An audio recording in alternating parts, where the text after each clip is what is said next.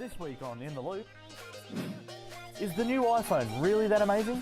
Or have we all seen enough? We find out if memes are still the innocent jokes they once were, or has the joke been taken too far? And Farron gives us the inside scoop on where to look if we are after our furry little friend. Welcome to In the Loop.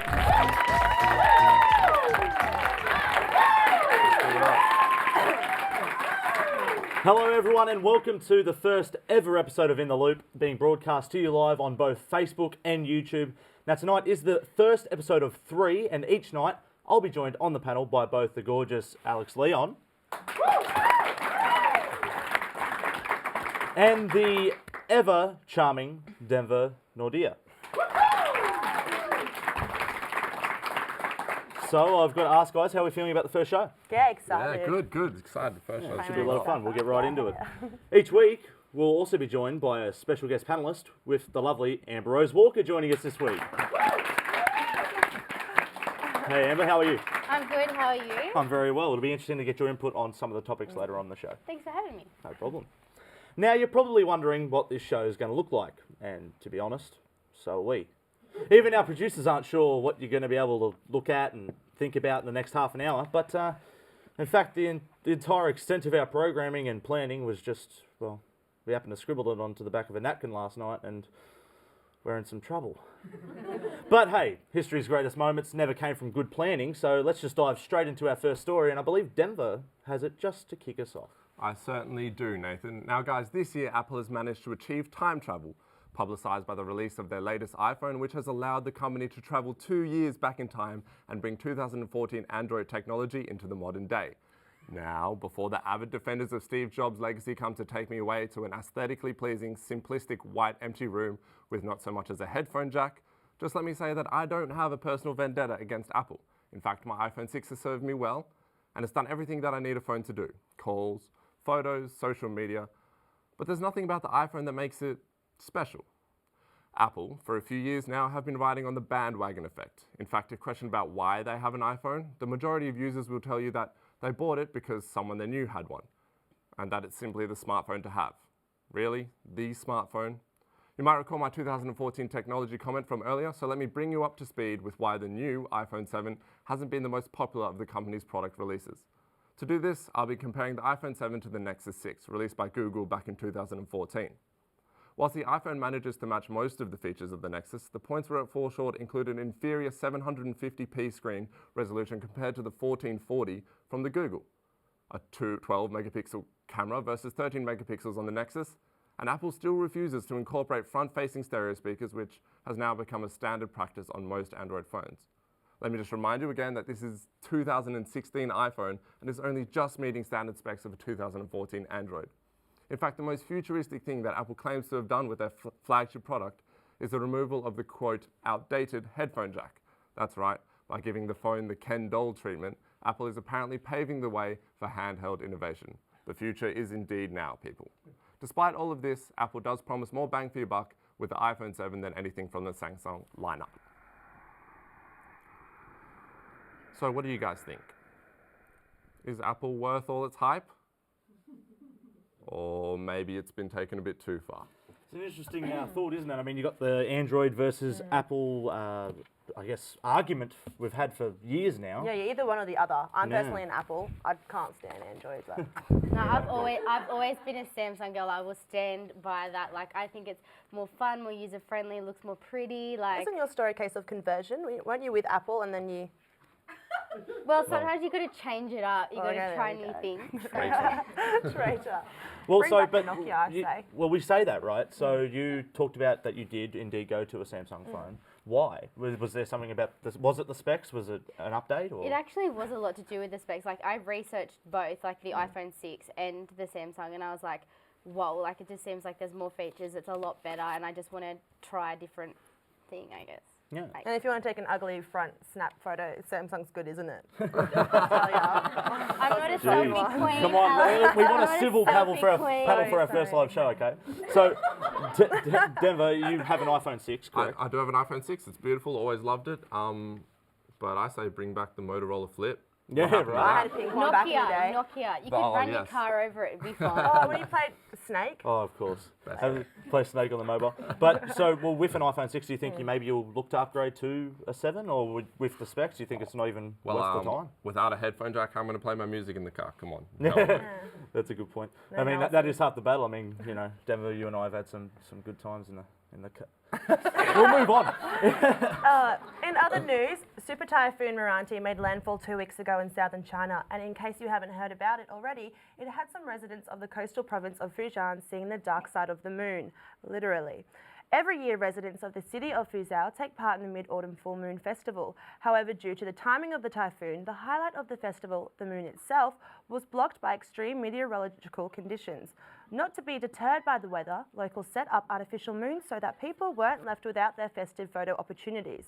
However, one inflatable moon was no match for the coastal winds. As you can see, quite a few of the residents managed to capture footage of the moon as it tossed and thrown by wind, being carried through the streets of the city and creating traffic chaos. Guys, do you think this is how NASA faked the moon landing?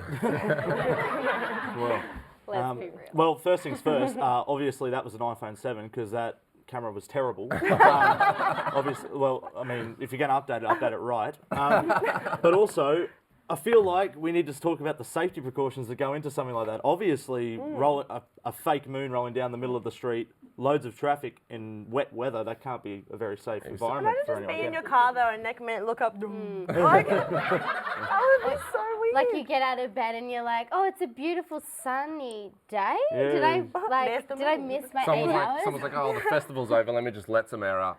Oh, no.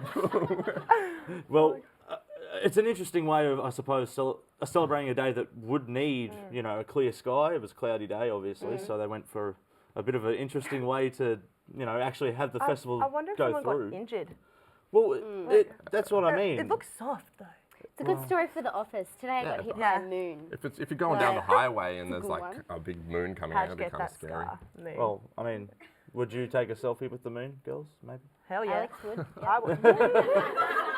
Oh, jeez. Maybe, okay. Well, yeah, sure. Anyway, staying on the lighter side of the news this week, Amber, what have you managed to dig up from the vault? Well, recently, some pretty old vision of an Aussie TV presenter has emerged, and you could say it was a bit of a crabby situation for this particular travel show presenter. Take a look. Because 7 lost, which was mine. Not Julie. Megan. Okay. Maggie. Yeah, we have Right. this one.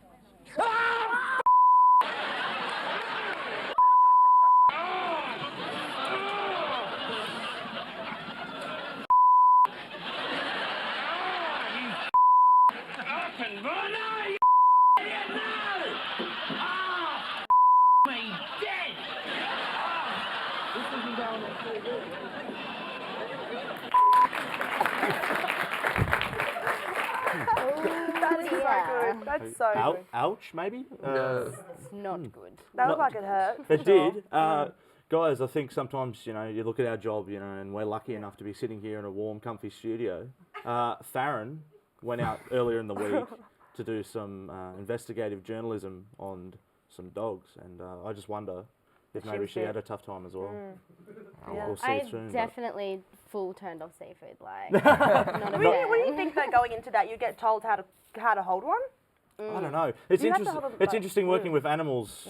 During a shoot. I mean, did you think maybe he should have learnt about this sort of stuff before going on to It reminds me location? of that video of the journo with the rooster and just goes crazy and he's like, "Wah," the one Yeah, about- yes, I know what you're talking about. It makes you wonder if he was set up. Yeah. Like was he like given it for that commit because he doesn't know what to do? So Maybe- like The whole maybe- time they knew like he's gonna bite him. Maybe the boss just hated I him. feel that like day. we're wildly overlooking the amount of swearing he did. Yeah, well, Yeah, that's and we obviously on this program don't. We would never use that sort of language, okay, Never. guys? Because Neither in the studio nor out on the street. no, never. It's inappropriate and it's wrong. Okay, never do it. Don't do it. Okay, that's my message to you. okay. But I've got to say, I don't think I'd be able to do that in any situation. That's why I'm glad I'm going in. Well, trying to go into acting. Well, guys, as most council workers say, every 5 minutes or so, it's time for a break. But don't go away. We have even more coming up right after this, including finding out what's trending this week, and we'll look at whether memes are the new anaesthetic to sensitive issues. We'll see you soon.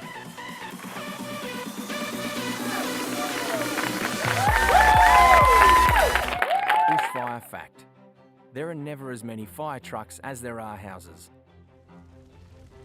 Defending your home can be tough going, so you need to be prepared. Here are some tips to get the job done. First, make sure you've got plenty of water. A diesel pump and a water tank or pool is best. Fill up bins, buckets and even the bathtub. Use the water to put out any spot fires. Second, block your downpipes and fill them with water. Don't get on the roof, it's dangerous. You can fill them with water from the ground. Third, think about your pets or animals. Confine them to one room. Fourth, remember it will be hot and smoky when the fire comes. Cover up, go inside and protect yourself from the heat of the fire.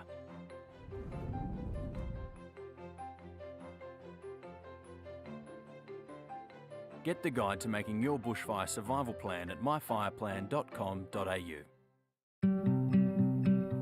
Thanks to everyone for playing their part in the census. If you haven't completed yours yet, there's still time. Please complete it online or in paper form now. You will not be fined for completing the census after census night. Remember, the census helps plan for Australia's future. Your data is safe. For more information, please search census.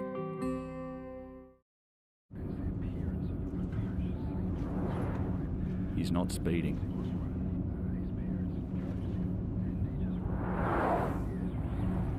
What's that guy doing?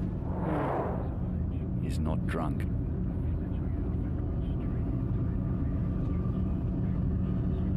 He's just tired. One of the 3 big killers on New South Wales roads. Don't trust your tired self. How tired are you? Is a test your tired self.com.au.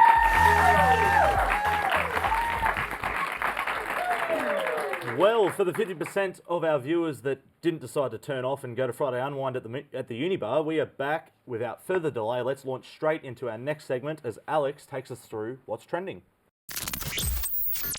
The first item in our trending segment tonight comes from an uproar following the wake of Monday's night's Q&A in the ABC.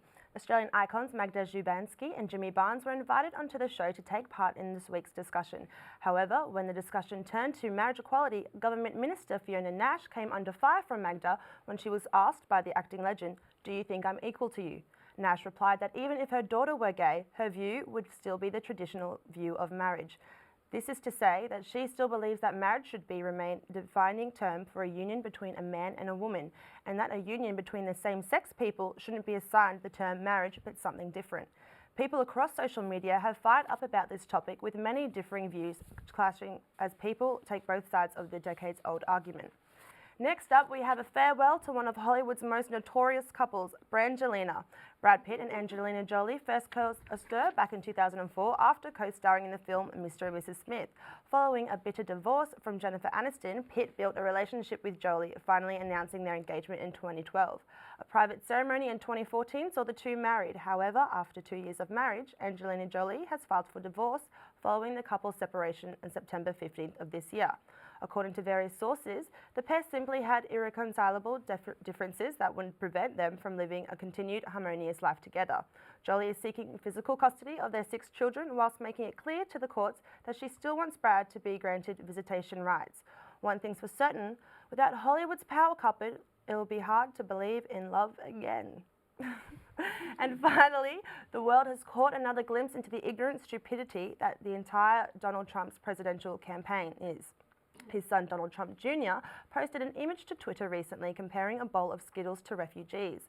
The image states, if I had a bowl of Skittles and I told you just 3 would kill you, would you take a handful?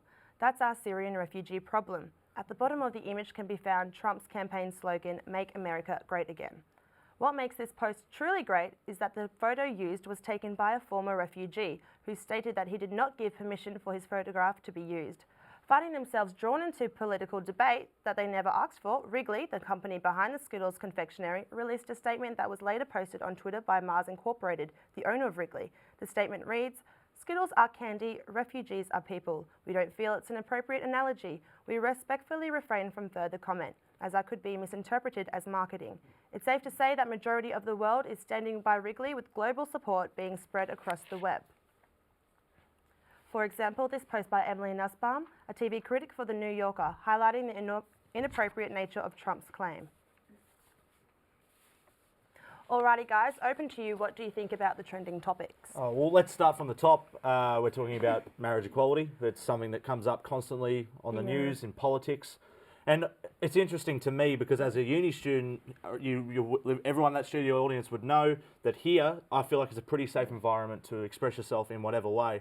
And then we look at the political use of it, and I think that's when it starts to become a very grey area.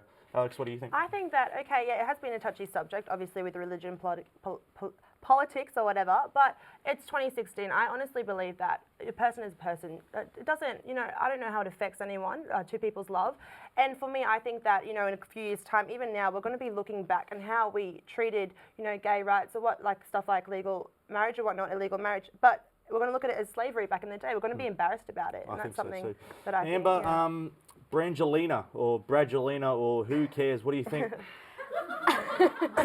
Who cares what I think? Or well, I want to know what you think. What do you think? What do you think? I think that they were quite a powerful couple in the media because there's a lot of pressure on celebrity couples these days to not put a foot out of line. But to be honest, they break up, they stay together. I just worry about the kids. I hope they're happy and safe and. I was going to say that's probably the saddest bit is that there are 6 children involved, and that's always it's a chaotic situation for anyone.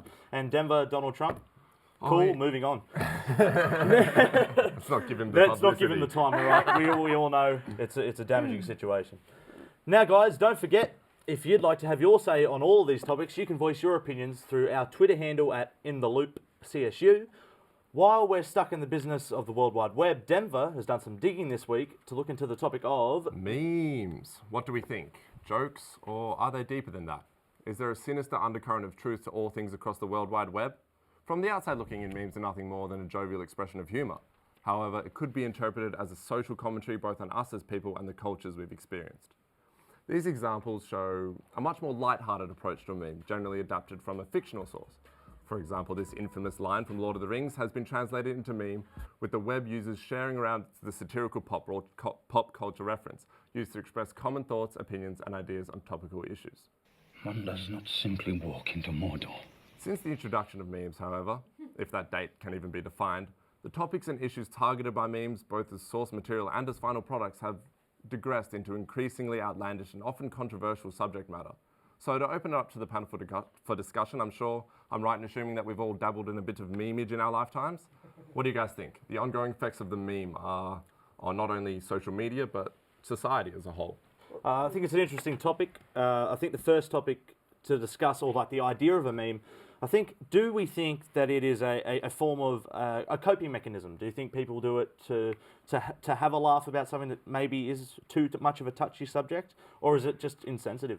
I think yes and no. Definitely insensitive is because it's on the internet. You can hide behind like a keyboard warrior.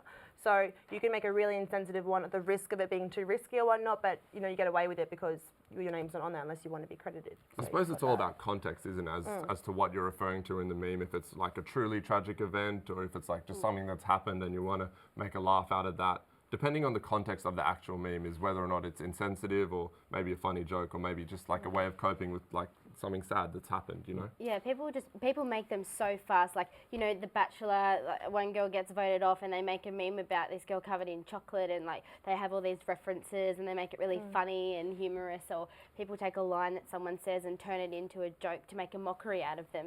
And so it can go from joking to quite offensive. Well, I was going to say, do you think that maybe there's a desensitization to social media? Definitely. Of and course. especially like our generation now, it's like, that's what we go to all the time. Social media and memes is a way of communicating sometimes. When you go onto the internet, you can see everything that's happening in the world right now, and it's, so much, sad. It is a bit sad. I think it does raise some legitimate concerns, but, guys, can we just calm down, okay? Because just like my daily internet usage, we could spend literally hours fixating on memes, but we do only have limited time in this episode, so... That's right, and we still have the very lovely Farron to get to yet. She's out and about and eager to explore as far as the roaming camera cable will allow. So, only about 10 metres past the front door. Nevertheless, she's out, she's keen. Farron, what do you have coming up for us?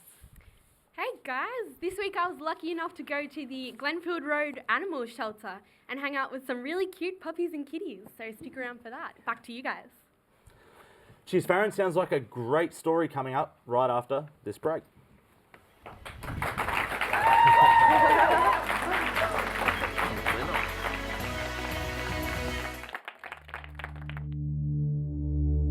I am fire.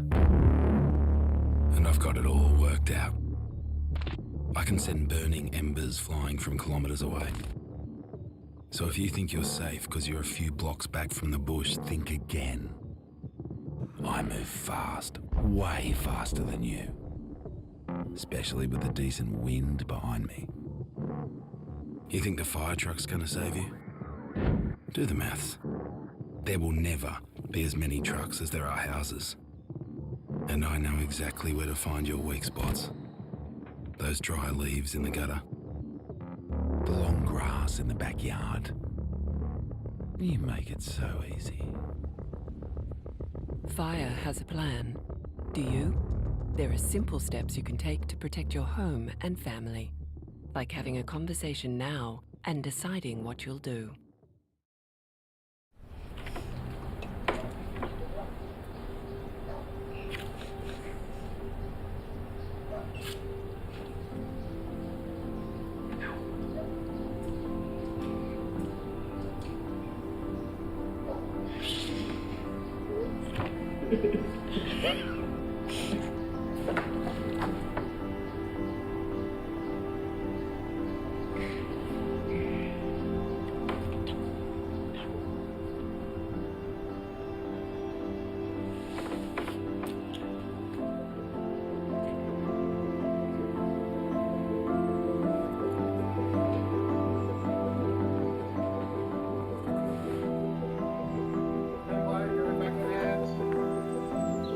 Connect like never before with a high-speed plan over the NBN network.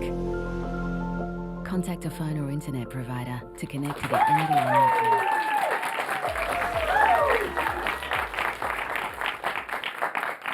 Welcome back, everyone. Welcome. Okay, well, the end of the show is looming over us like the possibility of not graduating due to bitter academics. Nevertheless, let us push on in the face of adversity as we cross to what will probably be my favourite story of the night, as our not-too-distant journo introduces us to some furry friends. Farron, can you tell us what's going on out there? Well, those of you who know me know that there's nothing that I care about more in this world than cute animals. So this week I took a trip to the Glenfield Road Animal Shelter and spoke to the rangers there about what you can do to help animals in need. Big dogs, fluffy cats and cute puppies. All sizes and breeds come into Wagga Wagga's Glenfield Road Animal Shelter. After moving to updated premises in 2015, the shelter has invested in ultra-modern facilities for its impounded animals, including some pretty luxurious heated flooring. Full-time animal management rangers and volunteers care for an average of 1,500 animals each year. Their main focus is to rehome animals, having succeeded in 86% of dogs being adopted, rehomed, or reunited with their owners between 2012 and 2015. I caught up with Ranger Kelly Stevens from Glenfield Road to talk about the animal shelter's missions and programs.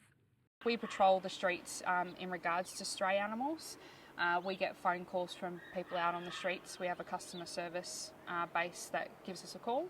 Or if people are driving down the street and they see them, they can pick them up and bring them into the shelter when we're open. We do have a volunteer program where they can come down and they can walk animals, they can feed animals, they can wash, brush, just basically be with the animals, and that just to get that extra love and attention that they might not get. It's all done online, so basically there's an application online that they can fill out. I took to the streets of Wagga Wagga to find out what people think about animal adoption. Because I know my cousin, she adopts, and I think they almost love you more in a way. Probably go to a breeder. Why is that?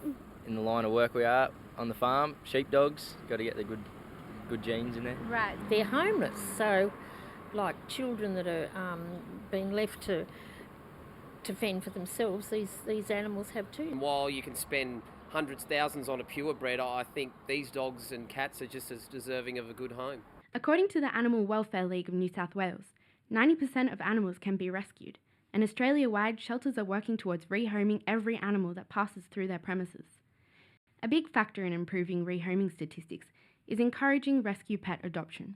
Everything is so rewarding about, adopting, because you know that you've saved them out of a situation that could have been bad. Adoption centres are so full. Pets live lonely lives in there and they don't get picked. We went into the shelter and then we met all of the pets. We got to know Snowball pretty well. He was just all over us, you know, he kind of asking to be taken home. You know, there's too many animals out there, you know, that they're in unsafe environments, and to be able to bring them home into a safe environment is so important for them.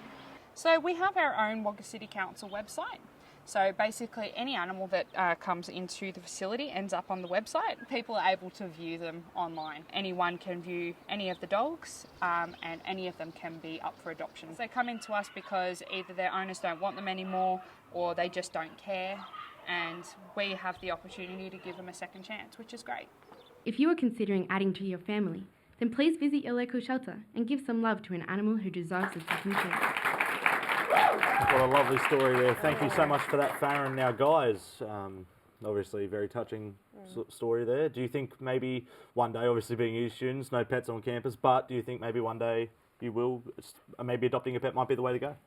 Yes, I want to rescue them and take them in and just, oh, they're so cute. Yeah, it's good. It's a good thing to do, but you've got to make sure that you're, you know, financially stable and able to actually take good care of the animal before you take it in. Absolutely. I mean, everyone wants to have like a cute little cat with them, but if you can't look after it properly, it's, you know, a good idea to.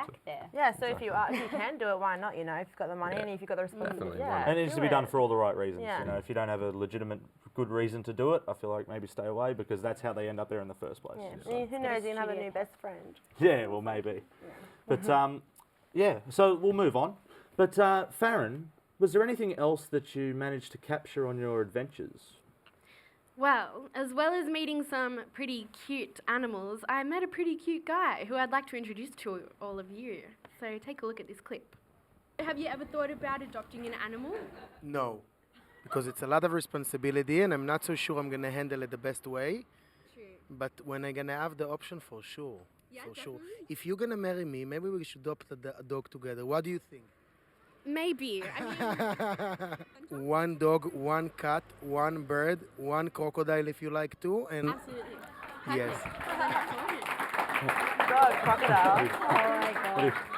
What do we think, guys? Maybe invite him into the studio next week. What do we think of that? I'd love to have him on. Yeah. Maybe you can bring his pet crocodile or something. Yeah. I reckon he knows how to have a party. Yeah. Crocodile, dog, whatever. Yeah, knows how to have a party. He gets a bit Quickly handsy taking too. some notes on how to pick up girls. yeah, maybe we can. I definitely need some tips, so maybe I'll ask the guy next week. We'll see how we go. Oh, come on, guys. It's TV. Make sure you have a pet. Okay, guys. Farron, thanks very much for that, Farron. Do you have any idea of what you'll be covering for us next week? Well, I've got something pretty special planned for next week, but I can't give away too much right now. I'll just let you know that we're working on getting some longer cables, so maybe I'll be a bit further away next week. Thank you, Farron. Thank you very much. We'll see you next week. And indeed, it's a pretty great time to be alive. I mean, we live in a world with puppies. Christmas is what? 13 Mondays away. And our first show is officially coming to a close. I just wanted to say a personal thank you to everyone involved in getting this thing off the ground, and thank you to everyone who made the effort to be a part of our live studio audience. That's you guys. And to everyone watching at home.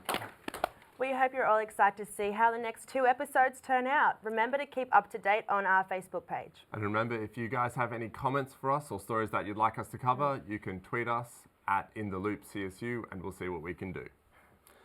Now, before we go, I'd also like to thank my co-panelists, Alex Leon and Denver Nordia.